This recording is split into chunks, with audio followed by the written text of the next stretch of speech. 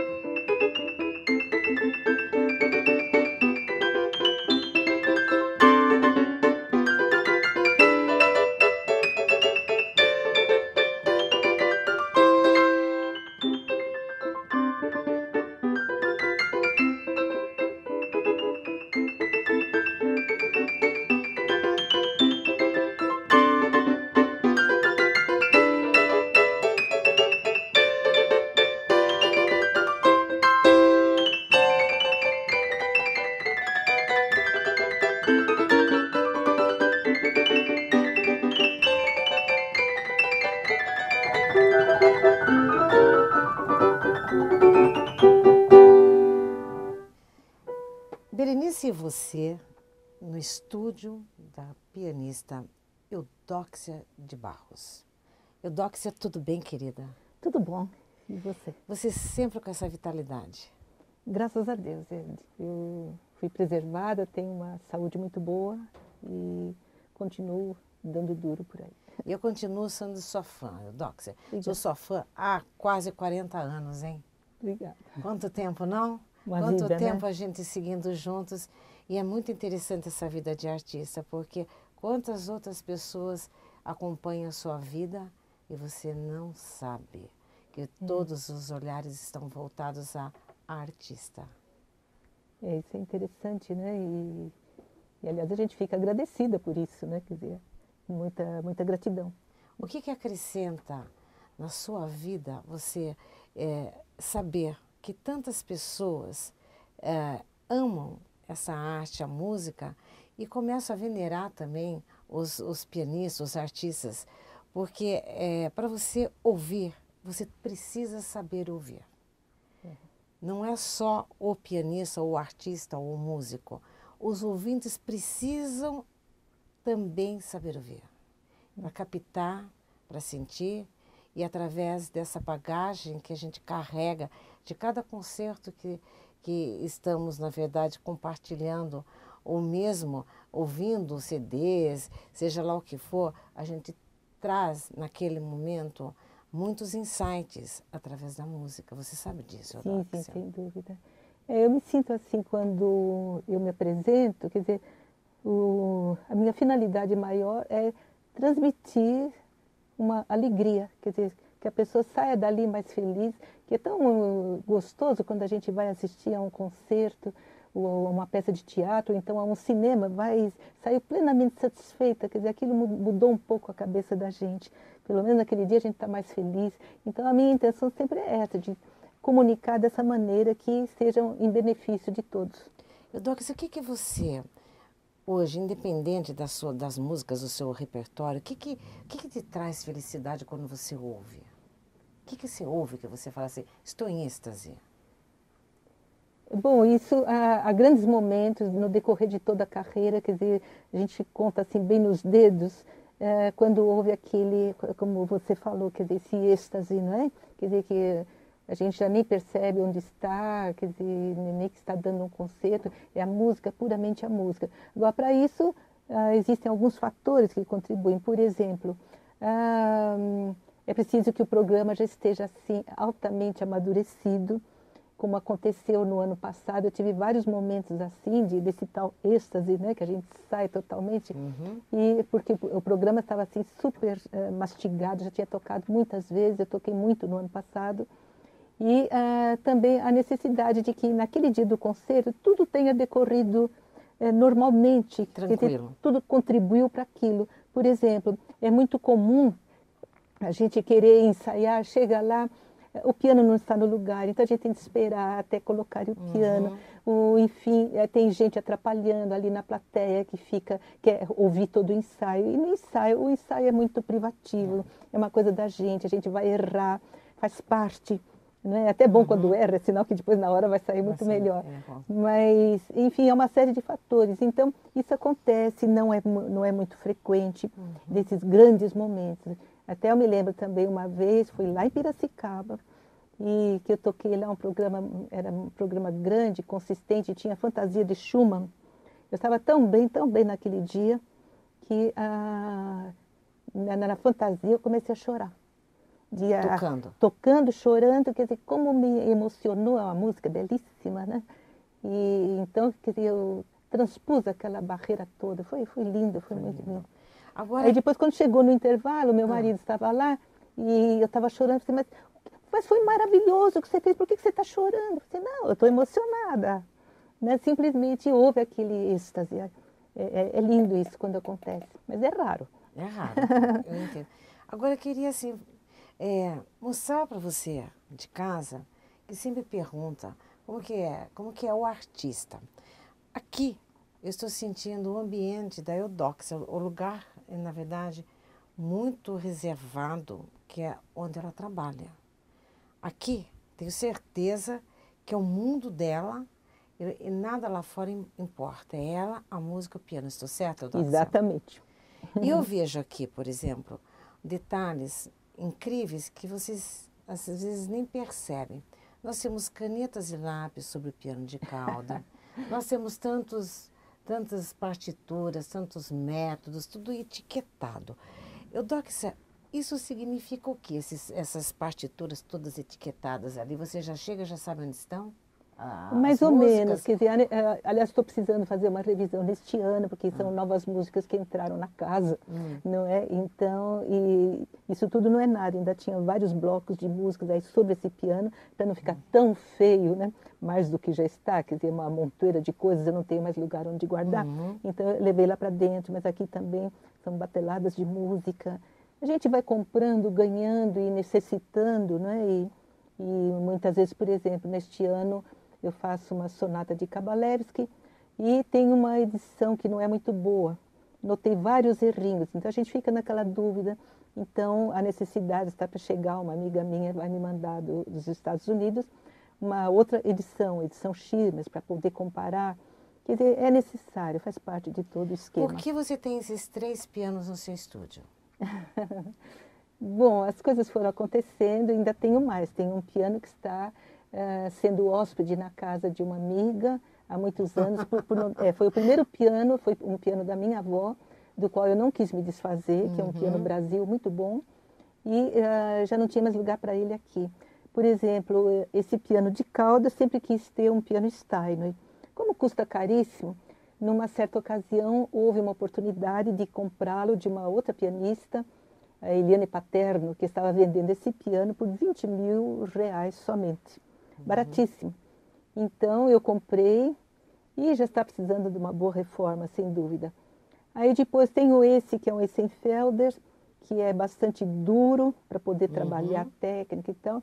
E aquele outro foi uma senhora que ela faleceu e deixou em testamento para mim. É um belíssimo piano Yamaha e aquele é um piano mais do tipo surdo. Então isso é muito interessante comentar, porque hoje em dia já as sociedades de concerto já oferecem pianos muito melhores do que antigamente, mas ainda a gente vê pianos que não são aqueles 100%. Então é conforme o tipo de piano que eu vou ter em determinado lugar, eu estudo no Yamaha. Conforme aquele que eu me lembro que eu toquei aquela vez, que é bastante duro, pesado, então eu estudo nesse Essenfelder. E, por exemplo, se é um piano assim já mais velho, assim meio lata velha, então eu estudo nesse Steiner que está nesse estilo no momento, né? Está precisando da reforma. Enfim, é por isso. Então, isso tudo é bonito falar, porque a gente está fazendo, na verdade, nascer os concertos. Então, nós estamos aqui no estúdio, já estamos que tem caneta, partituras, 3 pianos. E daí, o que acontece? Você tem uma rotina diariamente de você chegar aqui e começar a estudar? Um horário, isso você tem de é ser sua agora. chefe, você é essa disciplina da música. Como que funciona com você? Olha, tudo depende da fase. Por exemplo, neste momento, começo do ano, estou na fase de formar o repertório novo deste ano, que eu vou tocar a partir de maio, junho, por aí. E então, não adianta querer estudar muitas horas por dia, porque a memória tem seu limite. Ela não permite, por exemplo, estudar várias músicas, decorar muita coisa no mesmo dia, não. A gente tem de ter calma e vamos indo, quer dizer, uma peça a cada 3 dias, terminou essa, passa para outra. Então, nesse momento, eu não estou trabalhando assim, estudando muitas horas. Já fiz umas 3 horas de manhã, agora mais um pouquinho, acho que acredito, mais 1 hora só. Aquilo que eu falei, a memória tem limite, a gente não pode gastá-la também, não é?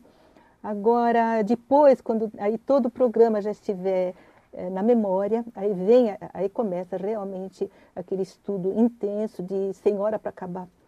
E de pegar o repertório todo. Neste ano eu estou fazendo um programa bastante longo e com muitas músicas brasileiras novas e longas, né? Então, eu já prevejo que eu vou estar assim naquela média de 8, 9 horas por dia.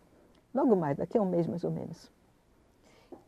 Quantos anos você faz isso, Eudoxia? Olha, eu estou com 76 anos e eu sei que não aparento, né? Pelo menos não muito, mas eu comecei a estudar com 6 anos, então eu acredito que com 70 anos, eu sempre estudei com muito gosto, e precisavam me tirar do piano de tanto que eu estudava, né? É a sua realização.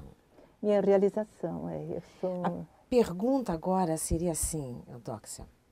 Valeu a pena e vale a pena esta vida você ter se dedicado tanto à música, ao piano, e como pessoa e como artista ter realizado tudo aquilo que você realmente almejava? E quando você deixar esse espaço e esse tempo, você com certeza vai falar, a música continua e eu continuo eternizada por toda fora com a minha execução. Vale a pena? Valeu a pena? Sem dúvida alguma. Eu fiz o que quis, não é mesmo? Ninguém te obrigou? Naturalmente, quer dizer, quando mocinha tive muita dificuldade para casamento, porque namorado nenhum aguentava essa história de estudar 8 horas por dia. Então, tinha o piano ou eu? Claro, o piano. Lógico. E até que eu me casei muito tarde, com mais de 40 anos, eu me casei com Oswaldo Lacerda, compositor, tocava músicas dele, quer dizer, não podia haver uma cumplicidade maior do que essa. Aí casou mesmo, com a música, exato, com o artista. Quer dizer, foi um grande casamento e ele me faz muita falta, já vai para 3 anos que ele faleceu. E essa cumplicidade toda, né? Quer dizer, isso me faz muita falta. Mas, por outro lado, quer dizer, eu abençoo o tipo de profissão que eu tenho, porque isso até pode servir de exemplo, né? E mostrar como o trabalho é importante na vida de qualquer pessoa. Por exemplo, meu marido foi enterrado numa segunda-feira de manhã, faleceu na segunda-feira, na terça-feira foi enterro, na quarta-feira eu já viajava para Vassouras, para aquele festival do café, onde na quinta-feira eu fazia a inauguração do festival com um grande recital lá. Então, que eu não sabia, meu Deus, o que vai ser de mim. Mas eu tive a coragem eu não vou cancelar de jeito nenhum, que além do mais eu precisava daquele dinheiro, que era um cachê muito bom e tal. E a partir daí, quer dizer, foi muito bom. Quer dizer, hoje em dia eu abençoo cada vez mais o tipo de profissão que eu tenho, porque se eu não tivesse uma profissão assim tão absorvente, duvido que eu tivesse ultrapassado aquela fase inicial com tanta galhardia. Realmente foi muito bom isso de ter, e sobretudo tive muita proteção de Deus naquele momento, que naqueles meses subsequentes eu tive assim um concerto atrás do outro. Então não tive muito tempo de entrar na realidade. Aí depois, quando houve um sossego, umas 2 semanas que eu fiquei por aqui, uma pausa, aí realmente quase entrei em depressão, mas aí a gente tem força de vontade. Né? E daí a gente já sabe que a música é uma terapia e você continua conosco, porque eu volto já já com você, Eudóxia de Barros.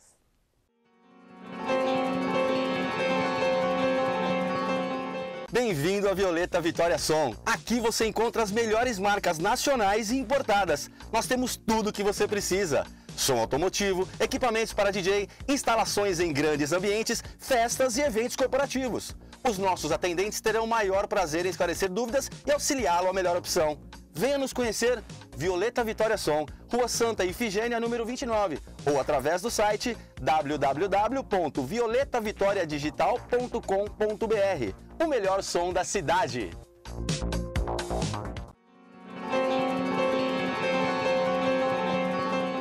E de volta, Berenice, você aqui no estúdio da pianista Eudóxia de Barros. Nós estamos, na verdade, construindo passo a passo para nós chegarmos a um concerto. Eudóxia, agora vamos assim.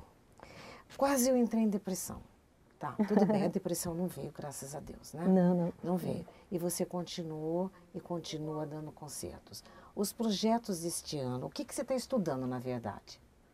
Estou fazendo, conforme eu disse, né, um programa. Hoje em dia é muito difícil a gente elaborar um programa, porque existe um limite na minutagem. A gente não pode fazer, já não tem mais o direito de fazer aqueles grandes programas, né, como naquela época, Fantasia de Schumann, que é mais de meia hora de execução. E então a gente tem de dosar muito bem. Então, quer dizer, eu estou elaborando um programa, mas ainda sem muita certeza de que eu vá poder colocar todas as músicas. Talvez eu tenha de fazer assim, uma repartição. No mês eu toco essas músicas, no outro mês as outras que eu não pude tocar devido à minutagem, que hoje em dia não aceitam mais um programa além de 1 hora de execução. Não pelo público, o público sempre quer mais, mais e mais, mas apenas pelos direitos dos trabalhadores que trabalham no teatro, senão um pouco a mais, uns 5 minutos a mais, vai ter de pagar hora extra. Entendi. Então, quer dizer, o prejudicado é o artista. E isso está limitando, atrapalhando muito a gente. Então, estou fazendo programa, né, com músicas de autores estrangeiros, na primeira parte, Rachmaninoff também, e na segunda parte, bastante brasileiros.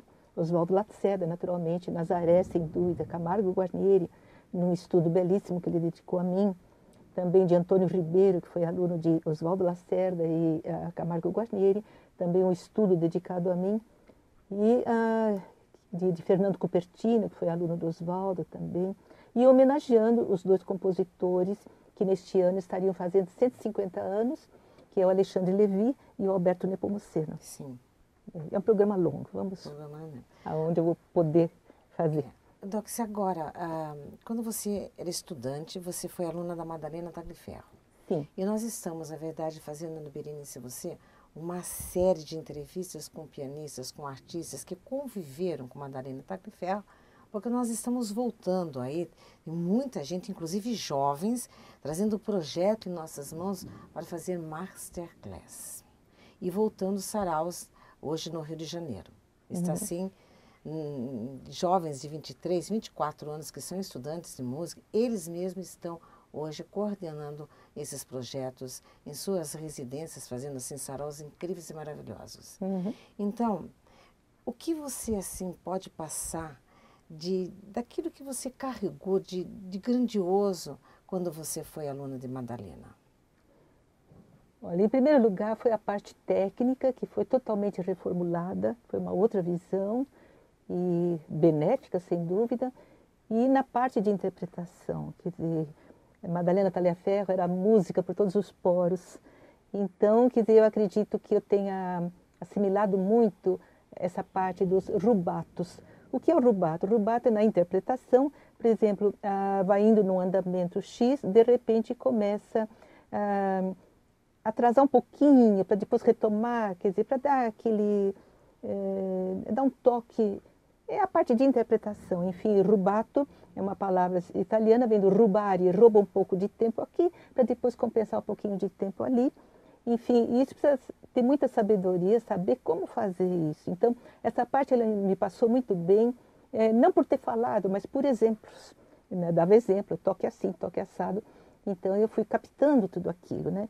E essa parte de musicalidade, sem dúvida alguma, que ela foi despertando cada vez mais a musicalidade que eu, como toda brasileira, tenho musicalidade inata, mas que ainda faltava soltar, pôr para fora tudo aquilo. Você conseguiu?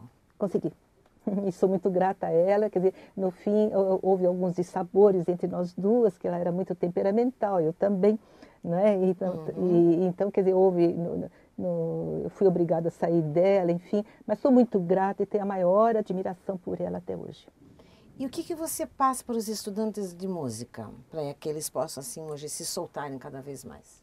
Eu tenho um livro de técnica e que eu mandei imprimir, mandei não, quer dizer, eu consegui da Record imprimir e eu me baseio nesse livro de técnica, são vários exercícios técnicos que eu fiz, eu absorvi tudo aquilo e a ideia veio disso, né? Que, por exemplo, em cada aula eu era obrigada a escrever exercício por exercício para cada aluno. E eu gastava 3, 4 meses nisso com o aluno. Então eu resolvi pedir, fui investigando e tal, até que consegui a impressão desse livro, que já está na 2ª edição. E nesse livro estão todos os exercícios que eu costumo transmitir para o aluno. Aí depende só da minha explicação. Você dá aula? Também dou aula, sim. Para que grau de todos. De todos? Desde principiantes? Eu gosto muito de dar aula, sim. Apenas quando eu começo a viajar, aí é mais... Eu quase não tenho pego mais alunos, porque eu sempre aviso, quando eu começar a viajar, aí é 1 aula por mês só. Então, se é um aluno que quer realmente fazer carreira, se desenvolver, quer dizer, um estudo assim não vale a pena. Quer dizer, muito poucas aulas. Então, eu tenho poucos alunos, estou com uns 4 ou 5 alunos somente. nesse estilo. Quer dizer, no momento eu estou dando aulas regularmente, mas eu sei que logo mais, quando eu começar a viajar, aí... Doc, vamos dizer assim que eu seja um aluno que eu quero seguir uma carreira. É fácil seguir uma carreira? Como que se trabalha com alguém para desenvolver, não só... Vamos dizer assim, o que eu preciso fazer para eu ser um grande pianista? Em primeiro lugar, precisa ter talento, né? E a parte inata, né? Quer dizer, o talento que tem que ser em grau bem elevado. Depois precisa ter muita saúde também, para aguentar os trancos depois, que não é brincadeira. Muita viagem, né, e tal. Mas, com relação a ter as aulas necessárias, né? E, se possível, semanalmente, com um bom professor. E aí depois, o deslanchar, quer dizer, aí que me dá pena desses pianistas tão maravilhosos que têm surgido hoje em dia, eles não têm como começar. Eu tenho a impressão que no meu tempo era um pouco mais fácil, sabe? A gente tinha mais acesso, sei lá. Hoje em dia, por exemplo, as orquestras são voltadas mais para contratar artistas estrangeiros. Sim. Quer dizer, nem eu não toco mais aqui com essas grandes orquestras, com o ZESP. Eu toquei com o ZESP aquela de outrora, várias vezes. Mas essa de hoje, não. É somente para contratar artistas estrangeiros, ou então brasileiros que residam lá fora. Quer dizer, não prestigiam o artista nacional. E isso é terrível, né? Mas, então, o que eu acho que ajuda muito são essas masterclasses que tem havido por aí. Eu, em princípio, eu não gosto muito desse nome masterclass, porque eu acho um anglicismo, e a gente poderia traduzir isso em português como aulas públicas, como no tempo da Madalena Tagliaferro. Era aulas públicas por Madalena Tagliaferro. Eu não gosto muito, desculpe, né? Quer dizer, hoje em dia já é um termo assim, bastante divulgado, mas enfim, essas aulas públicas acontecem muito. Eu vou mencionar aqui, porque eu tenho observado, até fui convidada para dar essa aula pública lá nessa sociedade, é a Sociedade Brasileira de Eubiose. Se encontra ali na Avenida Lacerda Franco, e eles fazem com regularidade assim, essas aulas públicas com grandes artistas, por exemplo, a Cristina Ortiz, a Helena Elias, enfim, o Flávio Varani, que foi da Escola Tagliaferro, o Fábio Luz, que foi meu aluno também, enfim. E eu sou convidada, fui convidada já várias vezes, e eu sempre reluto. E eu vou explicar por quê. Eu costumo dar muitas aulas públicas por aí, quando eu viajo. Sempre pedem um curso, ou um dia antes, ou um dia depois do concerto, e eu aceito, tudo bem. Mas eu me sinto assim um pouco constrangida, porque às vezes a gente vê que o erro que o aluno está fazendo é por culpa do professor. O professor está ali presente. Eu fico assim meio constrangida de falar aquilo que é o óbvio, que a culpa é do professor, enfim. Então eu me contenho um pouco, eu não posso me soltar, ficar muito à vontade, eu particularmente. Quer dizer, tem pessoas que não ligam muito, falam o que tem de falar, mas eu não gosto de estar ofendendo as pessoas. Que é violenta.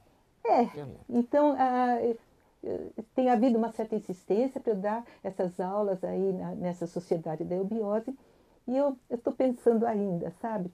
Porque lá eu sei que só aparecem pianistas já praticamente formados, então já se torna mais fácil por esse lado de os professores são muito bons, alguns já nem têm mais professores, enfim. Mas eu acho, eles participam dessas aulas públicas justamente porque é uma maneira de poder começar a ser conhecido. Como eu, naquele meu tempo, comecei a ficar conhecida, que eu participei de várias aulas públicas da Madalena Tagliaferro. Então, é um bom começo. Ou então fazer concursos também, né? Quando nós falamos em aulas e de professores, qual o seu aconselhamento para uma pessoa começar a estudar música? Isso vale mais da própria criança ou dos pais? Como que você sente isso? O que você aconselha, na verdade? O ideal seria sempre dar uma cultura musical para qualquer criança, né? Aliás, que isso deveria ter na escola. Estamos batalhando sempre, né? Pois é, mas, por exemplo, no meu caso, era minha irmã e eu. Minha irmã era 11 meses mais velha do que eu. Então, havia um piano na casa. Então, isso já motivou que nós duas estávamos sempre brincando no teclado. A gente ouvia música no rádio e começava a tirar no teclado. Isso despertou, deu um alarme na família.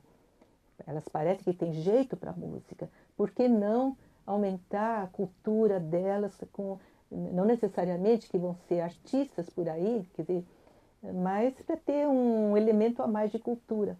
E foi assim que nós começamos. E deu no que deu, né? Quer dizer, minha irmã largou, depois de ter o diploma na escola de conservatório, ela largou, que enveredou para direito, né? Então, agora no meu caso, eu continuei. Ok? E daqui a pouquinho estarei aqui com você, juntamente com Eudóxia de Barros.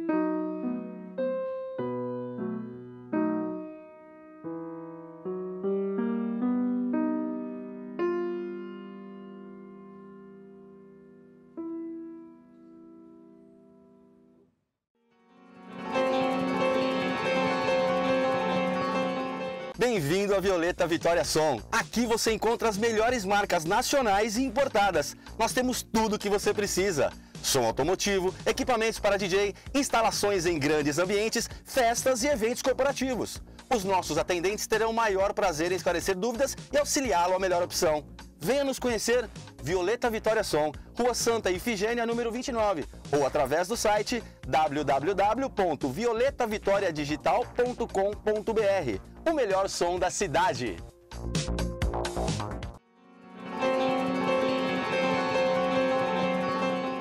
E de volta com Eudóxia de Barros. Eudóxia, você sabe que eu amo conversar com você, mas eu também tenho certeza que lá atrás das câmeras as pessoas estão falando, será que essas duas não vão parar de falar e a Eudóxia não vai tocar? O que você acha, Eudóxia? Eu estou naquela fase de fazer programa, então, quer dizer, do novo programa não tenho nada pronto ainda. Certo. O repertório antigo não está dando tempo de manter, mas eu vou tocar.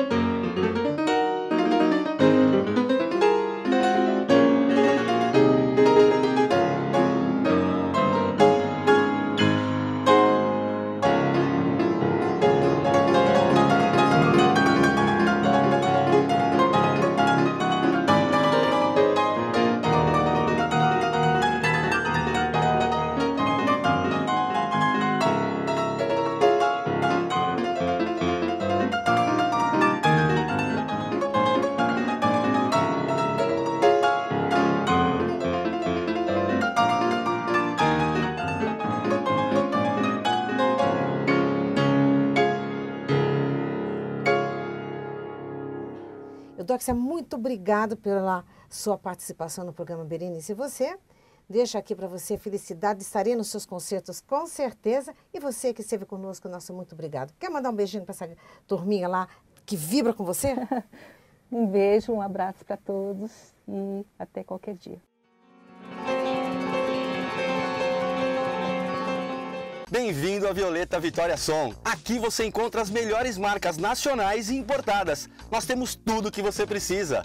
Som automotivo, equipamentos para DJ, instalações em grandes ambientes, festas e eventos corporativos. Os nossos atendentes terão o maior prazer em esclarecer dúvidas e auxiliá-lo à melhor opção. Venha nos conhecer, Violeta Vitória Som, Rua Santa Ifigênia, número 29, ou através do site www.violetavitoriadigital.com.br. O melhor som da cidade.